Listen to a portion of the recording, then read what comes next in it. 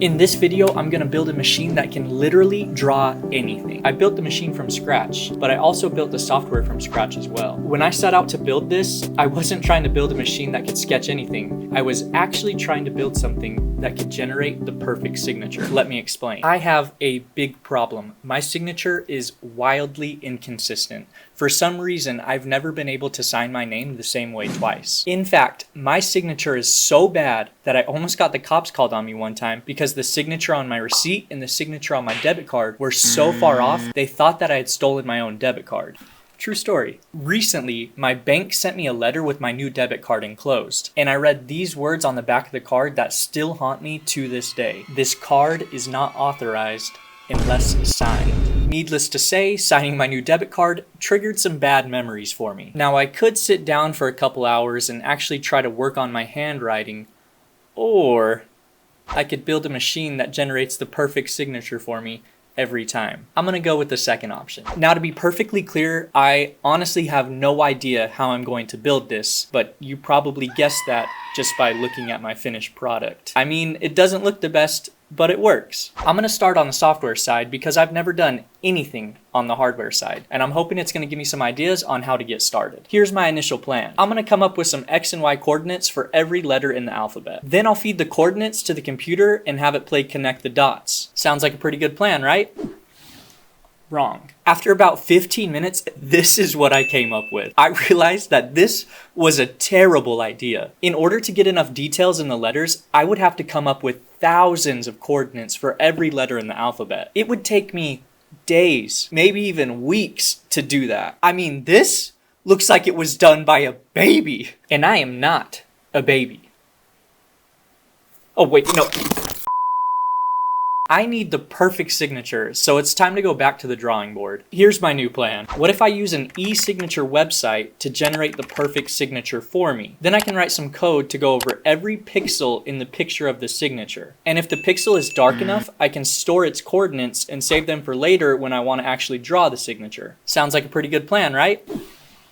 Yeah, no, actually, kind of like this idea. And after a few minutes and some failed attempts, I finally got it working. Now, it was at this point that I realized I was selling myself short. If this thing could take a picture of a signature and redraw it, then it should be able to take a picture of anything and redraw that, right? And I was right. With a little bit of tweaking, I was able to redraw anything from basic shapes to the Mona Lisa. I'm pretty happy with this right now. I'm pretty sure I'm gonna have to tweak it in the future, but for now, I kind of want to jump into the building phase. I started Googling like crazy and watching YouTube videos to figure out how I wanted this thing to work. And after about a day of research, I think I have a general idea of what I want to build. I went on Tinkercad and drew up this basic model. It's not to scale, and I only spent a few minutes on it. My plan is to essentially have two stepper motors, one controlling the x-axis and one controlling the y-axis. I'll attach a pen right here, and then the motors can move the pen around to wherever I need it. There's a saying I really like that goes like this: a week of work can save an hour of planning. And you'll see more as this project unfolds, but I fully plan on embracing that philosophy. With my plan in place, I went online and started buying parts for the build. I needed some wood for the side supports and the carriers because I don't have a 3D printer,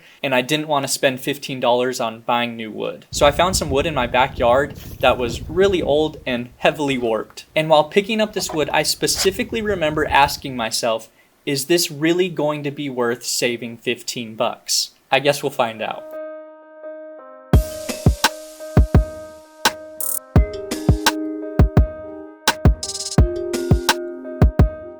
After a few hours, I realized that this wasn't going to work. The wood was too old and too warped, and I couldn't get everything square. Now it's time to take it all apart. So I got some new wood that I forgot about that was inside my house. It was still pretty old, but it wasn't warped. And while picking up this wood, I remember specifically asking myself if using this wood was gonna be worth saving 15 bucks. I guess we'll find out. Eventually, I got to the same point as when I took the thing apart the first time, and I realized this wasn't going to work. The wood was actually okay, but the metal braces I was using were not working out. They weren't actually 90 degrees, and they weren't very strong, and it was really hard for me to get stuff level with them. So you already know what time it is. All right, third time's the charm.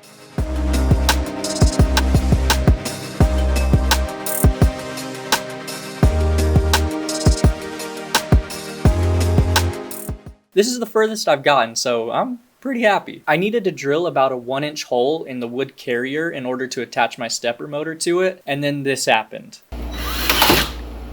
That just about split my carrier in half, which would have been devastating. That was such a dumb idea, and I was so lucky that it didn't break everything. So I decided to try the exact same thing again, just in case it worked this time around. Luckily, I was able to slap some wood glue on it and keep it hanging on for another day. Thanks, wood glue. At this point in the build, I was about 2 seconds away from just giving up entirely. This thing looked terrible, and I wanted to start over using 3D printed parts. But I was sick of starting over, and for some weird reason, I really wanted to build this thing without using any 3D printed parts. I don't know, maybe for the sake of craftsmanship or woodworking or something. I don't know.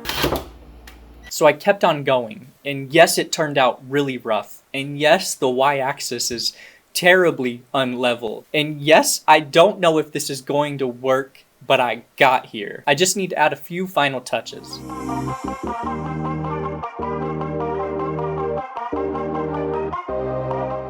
Finally, I got all the wires hooked up to the Arduino I was going to use. I plugged it in and nothing happened. I realized this was the first time I've ever even touched an Arduino, so I have no idea how it works or how to use one. So now I gotta go figure all that out. I got the motors to move around a little bit, but I wasn't 100% sure how it was working. I don't know how to stop it. Then I almost broke the whole thing. I was slowly getting pretty comfortable with moving the motors. I can now move the X, Y, and the servo motor pretty predictably. So now it's time to actually write the code to take the coordinates that are being generated and move the motors around accordingly so I can actually draw some stuff. This took me like 30 seconds to write.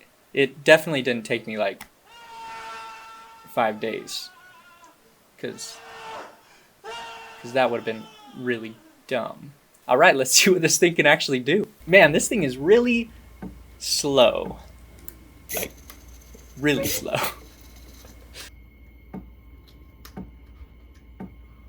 I need to write some better code and speed this thing up.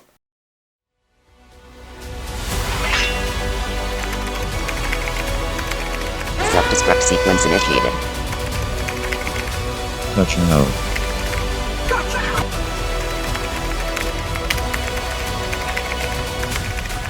7 seconds till self-destruct.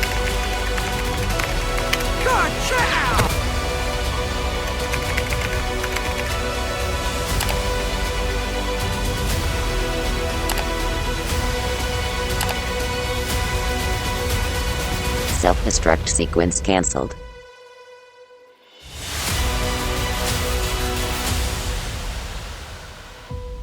Ah, much better. But there's still one really big problem. Remember how I said my y-axis was terribly unlevel? Yeah, that's a big problem. You see, if the pen goes out too far on the y-axis, it starts pushing down really hard and it gets jammed and the machine will skip around. And if it comes back too far, it'll be too high up and it won't actually be touching the paper. So I tried everything to fix this. I tried different pens, I tried different mechanisms to hold the pen, I tried adding a support at the end of the y-axis to make it pretty much perfectly level. I tried fixing the problem in software by raising or lowering the pen based on how far it went out and how far it came back, and nothing was working. 3 days worth of work down the drain because nothing was working. Again, I was ready to just scrap this whole project and give up. But then I came across a YouTube video about a pen plotter, and the person that built the machine said that a lot of pen plotters just use gravity to hold the pen against the paper. So with this in mind, I built a new pen holder. The servo drops the wire and the pen falls down, and the only thing holding the pen against the paper is gravity, so the pen can freely raise and lower without getting jammed. Now let's see if this thing finally works. I'd say that's pretty dang close to the perfect signature. Honestly, I feel like my goal was accomplished. I've built a machine that can generate the perfect signature every time. And along the way, I found out that it can draw anything else I want it to pretty much perfectly. The code definitely isn't perfect, and the machine definitely isn't perfect. But it works, and it actually works quite well. I think this thing is a viable commercial product. Honestly, this thing is fast.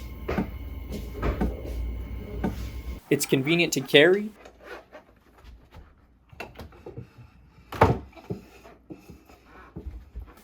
And it's extremely cheap. It's the perfect solution to writing any signature. Now, some of you might be wondering what's the legality of having a machine generate your signature for you. And to be honest, I have no idea. It might be legal, it might be illegal. I didn't bother to look into it. But I think I have myself covered in case I run into any legal issues. One full presidential pardon signed by George Washington. And you can check the signature. It's a perfect match. Before I go test this thing out in the wild, I think I need to add one final touch.